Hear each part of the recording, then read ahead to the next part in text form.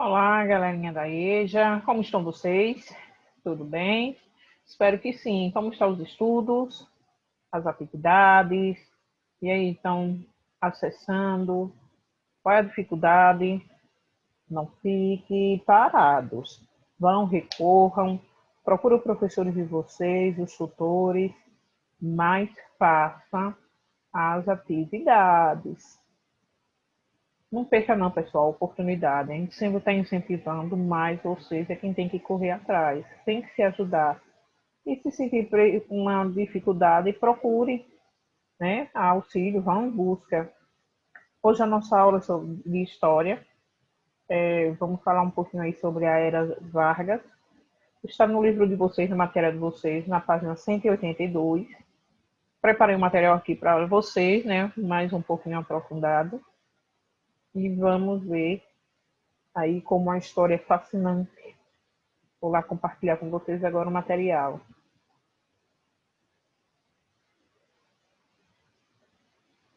Nosso papel de parede, né? EJA, Educação de Jovens e Adultos. E vamos lá no nosso tour, conhecendo mais um pouquinho da nossa história, né?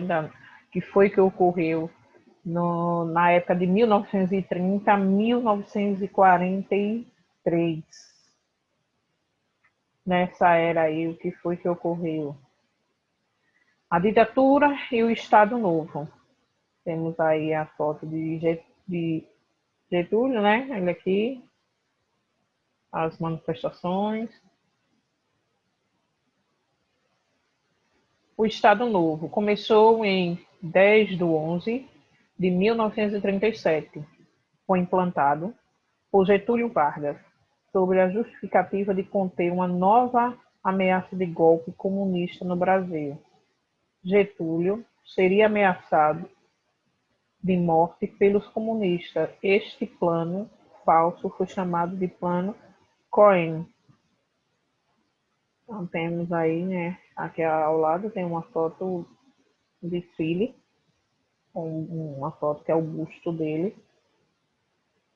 Para dar ao novo regime uma aparência legal, Francisco Campos, aliado político de Getúlio, redigiu uma nova Constituição, inspirada por itens das constituições fascistas, italiana e polonesa.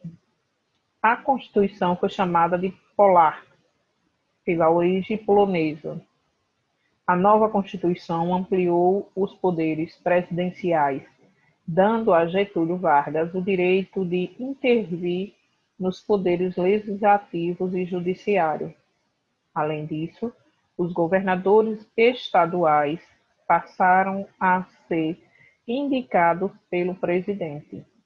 Outras modificações com a Constituição foram extinção dos partidos políticos, censuras aos meios de comunicação e fechamento do Congresso Nacional. Estabeleceu-se o estado de emergência, que ampliava ainda mais os poderes do presidente, admitindo que o Estado estressasse a força nas casas. Prendesse indivíduos supostamente desfavoráveis à forma de governo vigente e os banisse do país.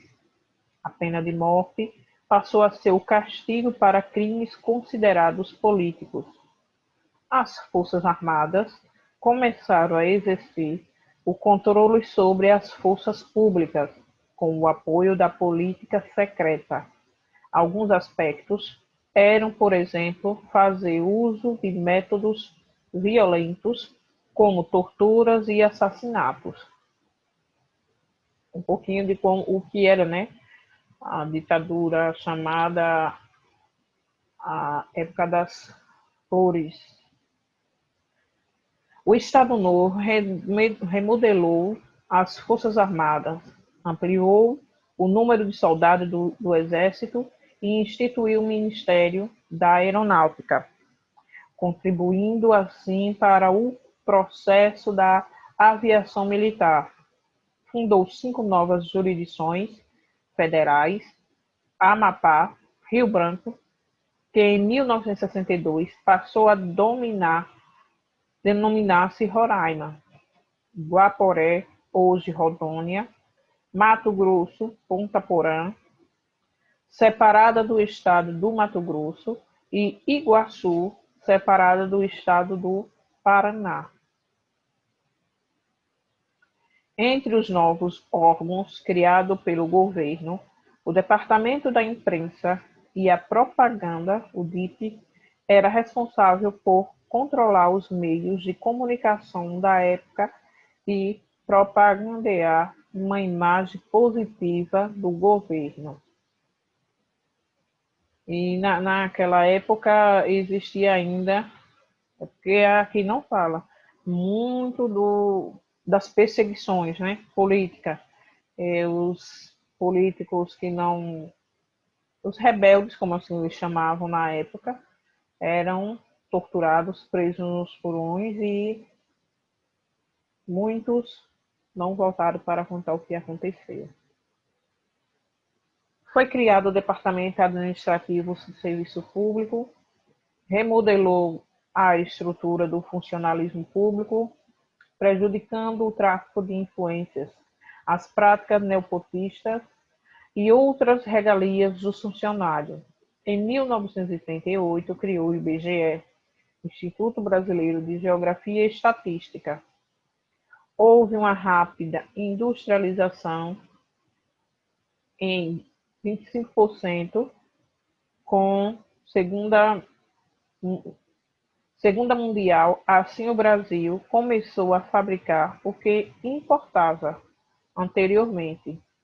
Investimento na mineração, na siderurgia. Fundou-se em 1941 o CSN, Companhia Siderúrgica Nacional de Volta Redonda. Exploração de minério de ferro. Fundou-se em 1942. Companhia Vale do Rio Doce, em Minas Gerais. Matéria-prima na indústria siderúrgica. Construiu-se a hidrelétrica de Paulo Afonso e realizou-se investimentos em portos, ferrovias e em petróleo. Em 1939, perfurava-se em Lobato, na Bahia, o primeiro poço de petróleo, perfurado pelo Conselho Nacional de Petróleo, criado em 1938. E quanto a revolução houve nesse período? Nesse período houve também a intervenção do Estado e os principais focos de sua política econômica foram nacionalismo e intervencionismo. A intervenção do Estado foi o investimento na industrialização pelo governo, com dinheiro público. Intervencionismo é uma doutrina que prioriza uma intervenção do Estado nos negócios privados. Nacionalismo está voltado à idolatria da pátria, de forma a causar sexta paixão no cidadão pelo país. Houve a alteração da moeda nacional, R$ 2.000 para o cruzeiro. O crescimento industrial fez a rápida urbanização e assim a classe do operário cresceu. Em 1943, é criada a CLT, consolidação das leis trabalhistas. Seus principais pontos são: jornada de 8 horas de trabalho, descanso semanal remunerado, férias remuneradas, assistência médica, indenização por demissão sem justa causa, salário mínimo. A concessão desse benefício aos trabalhadores inicia a prática do populismo. Getúlio, o pai dos pobres.